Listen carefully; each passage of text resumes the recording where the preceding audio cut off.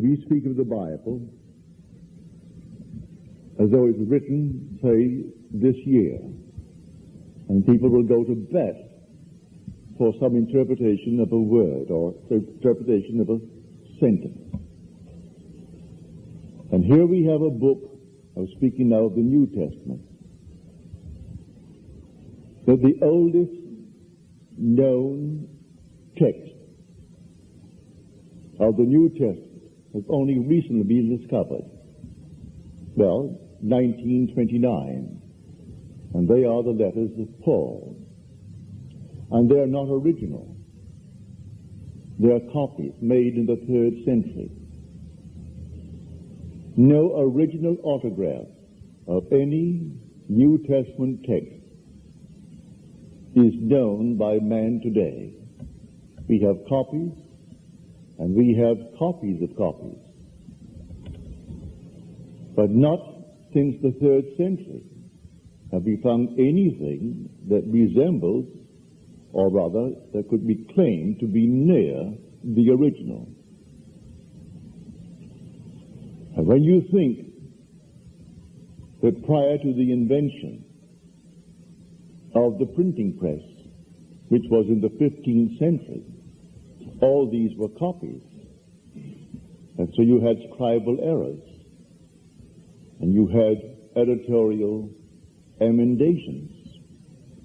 And editors are very quick with their pen to change, to alter a text, although they were not present, they were not eyewitnesses, but they'll make it conform to what they want.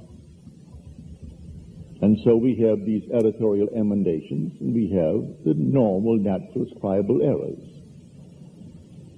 I know in my own case, my wife is a very well-educated girl, went to Smith College, and she wrote me when I was in the Army, once a day anyway, and sometimes 3, sometimes 2 or 3 times. I would always put them in my pocket and read them when I was alone, that I could decipher them.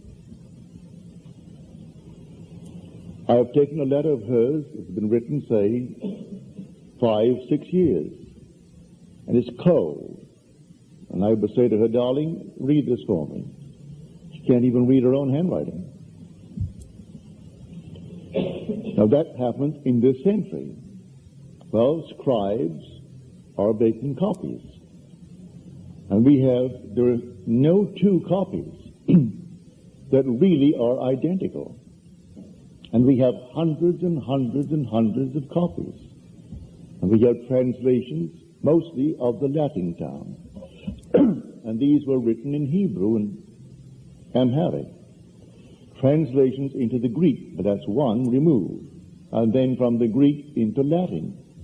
And most of these copies are translations from the Latin, which could not properly express the thought of those who spoke and thought in the Hebraic tongue. Now, to get beyond what we have, to find what really was written. Now, when these early ones were lost, I do not know. No one knows. We only know, if we're honest about it, that we cannot find them. And only as late as the year 1929 did we find the letters of Paul in one body. And there are copies made in the 3rd century in Egypt. And that's our oldest manuscript in the New Testament.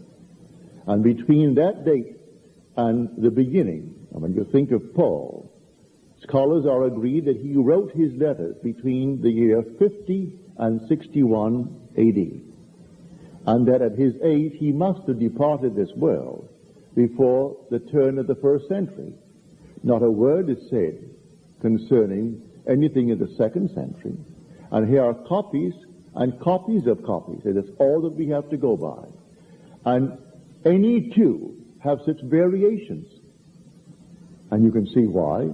Normal, natural, scribal errors. I know I would make it. You get tired.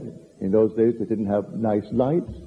And so you're working under all kinds of handicaps while you make your copy. but fantastic variations. So we have hundreds of them, how to go through these numberless variations and find the truth. The truth can only be discovered if you find these originals, or if someone comes into this world sent to take the barnacles off and tell by his own personal experience what the story is all about. Well, I have told it to the best of my ability. And that the story told in Scripture is all about you. The God of Scripture, both Old and New Testament, is your own wonderful I am. That's God. There is no other God. His name forever and forever. That is the eternal being placed into the mind of man.